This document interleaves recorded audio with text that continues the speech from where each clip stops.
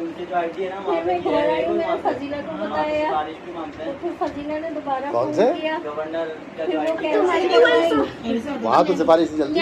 वो कैंसिल करवाई, तो वो कैंसिल करवा के तो हमने फ्री में जो कोर्स करा सुबह की आज ही फॉर्म सुबह की अपॉइंटमेंट जो है वो 800 की है और जो शाम की है वो 1800। शाम में आंटी को रश होता होगा ना। हाँ सुबह में रश होता है। पैंसठ थे कल भी, जिस दिन मैं आ रही थी दिखाकर उस दिन 65 थे प्रास हमने चार्ज में जितने पेशेंट थे सब कैंसिल करा के जाते कैंसिल करा के रश अम्मी के टाइम पे तो हम लोग लास्ट ईयर अम्मी की जब हुआ था स्ट्रोक तो हम लोग लाते थे काफी टाइम अम्मी डॉक्टर भी वहीं पे गए।